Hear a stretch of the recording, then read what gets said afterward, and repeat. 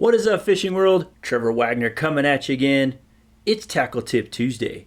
And for this tip, we're going to be talking summer buzzbait fishing. That's right. I'm going to show you guys what I'm throwing this summer as far as buzzbaits go.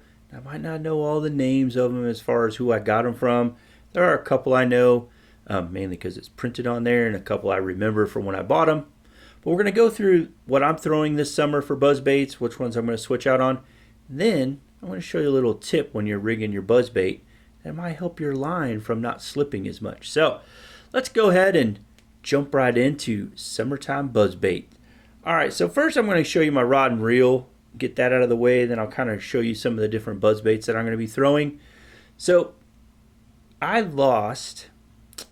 did lose my rod that was for buzzbait fishing, but I was able to find a substitute rod for really, really cheap at Academy. We're talking less than $50 for this rod. And so what I did to replace the rod that was stolen from me in Alabama was I went out and picked me up. This is a Daiwa Arid X.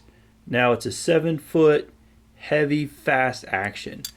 So what I did for my buzzbait, so I've watched a couple pros give some tips on buzzbait fishing and stuff like that. So I'm trying something new that I haven't done with a buzzbait before. We're just going to see if it works, see how it goes. But this is a test run. So again, this is the Daiwa Arid X, 7-foot, heavy power.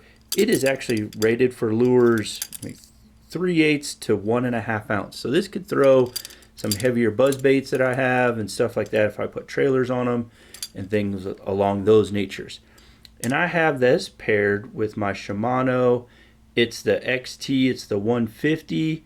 I really, really love these. And I have this in an 8-2.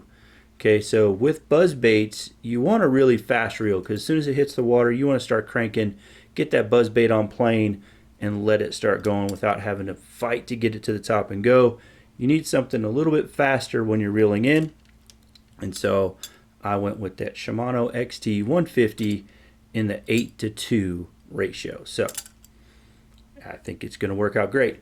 Now, line, because this is a heavy, fast, what I did for my line is this is mono. So I have strung on here, this is 17-pound monofilament line. This is the Trilene. It's in that red box. I love that mono. So I'm going to give it a shot because, again, this rod doesn't have a lot of, it's got a little bit more give than I thought it would have for a heavy. So I did still go with the mono. So I do have a little bit of stretch in the line when I'm fighting that fish once I get it pinned and get it back to the boat.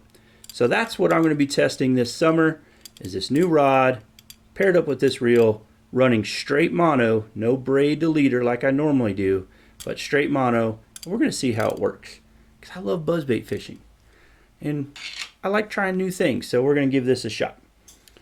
All right, so that's my rod and reel. So let's talk about the buzzbaits I'm throwing. You've kind of seen these before.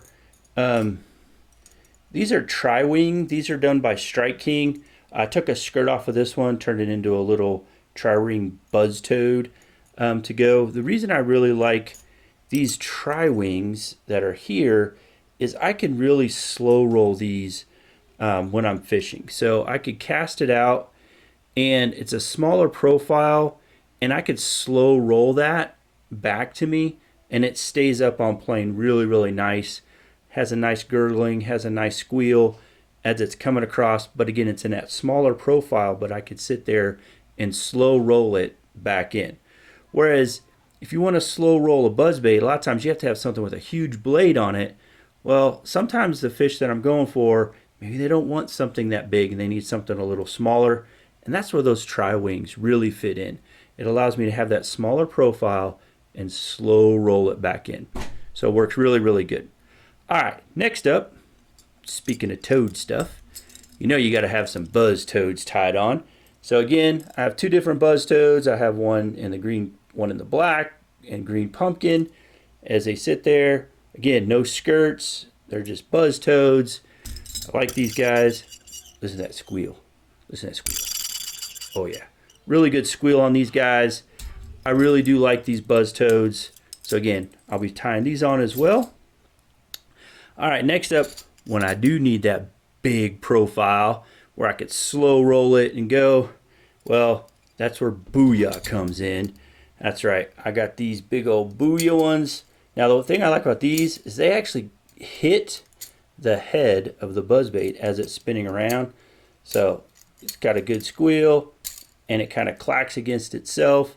The other thing about that is if you look at the bottom, that is really flat. That is a flat head that's on there.